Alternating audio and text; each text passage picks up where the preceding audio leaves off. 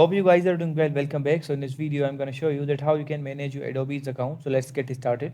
So first of all, what we have to do simply we need to go to our account, and after going to the account, wherever you are, simply you have to go to this icon, the profile icon. So after that, we have to click on this profile icon, and you will be able to see the manage account option here. So we have to click on the manage account, and after clicking on the manage account, so as you can see now your profile will be open. Now you have to choose that whatever you want. If you want to change your details, you can also do that.